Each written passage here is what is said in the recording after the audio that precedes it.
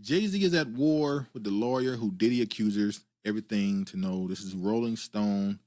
Uh, as y'all already know, Jay-Z was accused and put into name was brought into a lawsuit involving Diddy and a young woman, 13-year-old at the time at least. She's now 38. She was 13 years old. She said that she was in Rochester, New York. She had a friend who I think they said was 20. Don't quote me on that. Who drove her to the VMA Awards, I believe, and she ended up meeting with the limo driver, and he told her he'll take her to the after party. She went to the after party, and there it was when Jay-Z and Diddy assaulted her. Jay-Z was named in the Jane Doe sexual assault lawsuit against Sean Diddy Combs. The rapper vehemently denied the accusation and has since gone after the woman's attorney, Tony Buzbee. Tony Buzbee is the attorney that, as far as how I know him, who went after Deshaun Watson a few years ago when he played for the Houston Texans, where he had a whole bunch of women come out and say that he was paying them women from Instagram, who he was paying to give him massages, and they would say that he would sexually harass or sexually assault them by taking their hand and placing it on his private area and forcing them to do certain things, and he ended up paying some of the women off, and now he's with this Cleveland Browns.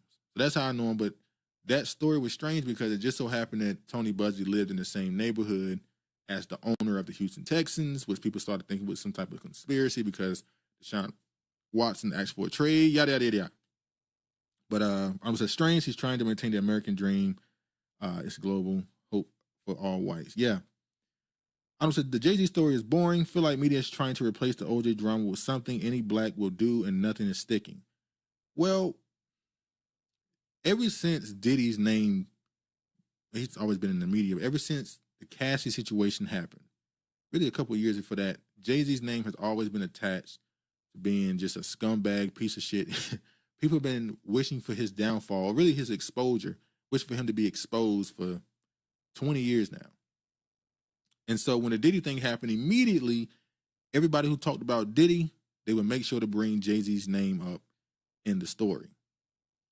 Now, when this first dropped, oh boy, the internet was on his ass, all on every platform you can think of, whether it was Instagram, TikTok, YouTubers were streaming live, breaking down the whole case, reading all the stuff, and Twitter, or X and Facebook was all over the place. And I remember thinking immediately, I'm not trusting no case with Tony Buzbee as the lawyer. This is no way. And it seems like I'm right. So people are content creators. Both. Both. Definitely both. Rape allegations against Jay-Z won't impact NFL relationship with music mogul, Goodell says. Now, once again, this is all after what happened yesterday. So, before what happened yesterday. So this is when Goodell came out after the allegations, said, don't worry, our relationship is tight. We believe him, yada, yada, yada. Jay-Z lawyer claims his rape accuser lawyer pressured a woman to lie about Diddy. So immediately Jay-Z released his statement, and it was clear the attack was going to be on the lawyer and not the woman, which at the time we didn't know why, but now we do. And he pretty much said he convinced one of his clients to lie about something that happened with Diddy. And I kind of knew where it was going to go from there. And then we get here. Jay-Z rape accuser comes forward to NBC News and pretty much said that there was some things she said that wasn't quite true and something she misremembered. Hold on, I'm gonna reload this. Hold on. Said Jay-Z's story in the cash grab people are hoping it to be. He boring. His voice will be entertaining. They victim sound special needs. People don't care. Yeah, once she did his interview, it kind of tanked the entire, which is what don't make sense. Let's get in the conspiracy world for a second. I'm not gonna stay here long, don't worry. So you're telling me that a lawyer who does these type of cases all the time, civil cases, he wins a lot, apparently. He comes to Jay-Z and said, hey, pay us his money, we won't put your name in the files or in the lawsuit. Jay-Z says, fuck out my face. Apparently Jay-Z then threatens to sue or is going to sue him back, countersue him. He then comes out, however long later, and announced his name is in the papers. He's saying how he's a Marine and we know we are not going to be bullied by Jay-Z. And Jay-Z calls for the Jane Doe to be revealed. said he doesn't want to be a civil case. He wanted it to be a legal case. We want this to go to trial. Somebody needs to be convicted for this, for these heinous crimes. And then a few days later, somehow NBC News found out who the woman is, interview her. We're not even supposed to know her yet. She agrees to the interview. There's no way Tony Buzbee should agree for his client to do this interview. Never. So this don't even make sense. This whole situation seemed like it's meant to come forward so JayZ can absolutely blow it up, destroy it, so that anything else that may come down the line, they'll be able to look at this situation and see what he did to these people and decide not to do it. Let me just play this video of this interview, a little bit of this. So you should always advocate for yourself and be a voice for yourself. You should never let what somebody else did ruin your life. A 38-year-old mother from Alabama who has filed a lawsuit accusing Sean Diddy Combs and Jay-Z of raping her when she was 13 years old is speaking out to NBC News for the first time. She asked us not to reveal her identity. What made you want to come forward and talk today? Because I think that I've been quiet long enough about what I've been through, and it's been hard enough to be quiet. But it's a chapter of my life that I'd like to close. An NBC News review of her account found inconsistencies with her allegations. Is that she went to the MTV Video Music Awards in 2000 to catch a glimpse of her favorite celebrities. You weren't scared to be all alone? No, with having autism is like feeling like you live your life in a shatterproof juggle ball. The world's on fire. The fire is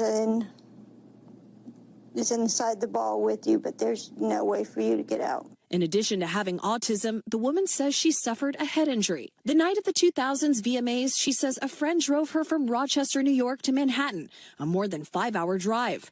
Her attorney provided NBC News with the name of the friend who has since died. The woman says she spoke to Combs's limo driver who offered her a ride to an after party. I stumbled upon Diddy's driver who told me that I was exactly what Diddy was looking for. What did you... Now, this don't make sense to me. Now, I haven't kept up with everybody that's accused Diddy. I think 3 more men have come out and accused Diddy. But a very strange part of the Diddy situation, it seems to be, you know, it is what it is. A white 13-year-old don't seem to be Diddy's thing. Diddy seemed to have been into black and male. I might be wrong on that. I haven't seen everyone that accused him. But it seems to be the exact opposite of what she is. I think when he said that to you? I thought it meant that I was just pretty. She went to a White House, she says, where she spoke to musicians Benji Madden and his brother. I'm talking to Benji Madden about his tattoo because, you know, I have about his tattoo that's the Last Supper because I have a religious background. So it was just something to talk about. In a statement to NBC News, a representative of the Maddens confirmed that they did not attend the 2000 VMAs and that they were on tour in the Midwest at the time. At the after party, she says she had a drink that made her feel woozy. Then she says Combs and Carter took turns raping her while a female celebrity watched. JC comes in and rapes me. He at that point I was fighting, trying to get away from him. It's funny how, for me, all these rappers, JayZ has struggled to get a hold of the millennial or newer generation. That's why I've seen people are against him online, but we don't care. This drama might help him. Maybe so. I've seen a lot of his public perception has been pretty bad since the Dame Dash situation. People look at him as a backstabbing, you know, he's not loyal. He's somebody who's selfish, always do stuff that benefits him. But yeah. And he put his hand over my mouth and told me to stop it, cut the After the alleged rape, she says she ran to a gas station where she called her father, who picked her up and drove her home. We rode home in silence. He didn't ask me what happened. He didn't ask me what I did or where I was. In an interview with NBC News, her father said he could not verify the claims. Quote, I felt like I would remember that, and I don't. I have a lot going on, but I mean, that's something that would definitely stick in my mind, he said. All right, let's go ahead and pack this up. Like, once that happened, like, come on.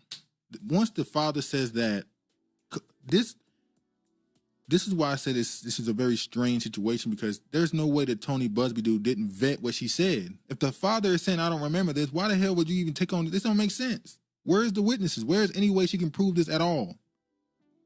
Then it says this video is where Diddy is either standing next to a white woman or he had his arm around her, stating that he had adopted her into his family. Remember thinking, what? Or seemed off. Maybe so. You think that was this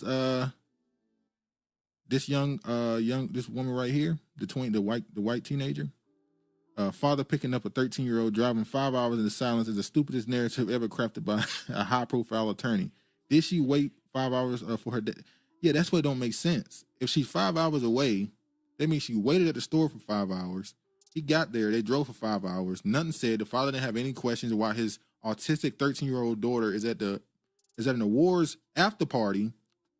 What are we talking about?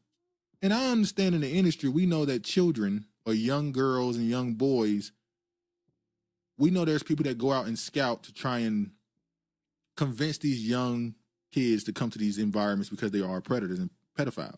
That exists. But there's no way as a father, this situation happens. And one, you don't remember that. You remember this. This will be a very prominent memory that you will forever remember what happened to your daughter. And how do you not, and I get it, she's autistic, so maybe she didn't have an understanding of the situation at the point, but there's no way he just don't ask questions. Virginia said, shit, her daddy likely took her to him. Now that's the part I was about to get to. R. Kelly. With JayZ, like I said, he has a bad public perception because of his business dealings, but also because there's some other behind the scenes things. People believe he's a Satanist. We see that he's attached himself to certain people.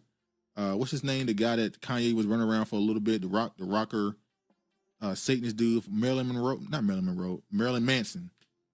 Marilyn Manson, the artist woman that's a Satanist that Jay-Z was hanging around, certain things he said in his song, so about his spiritual beliefs. So we know he was around R. Kelly. He has an album with him, went on tour with him. People who walk together typically think together.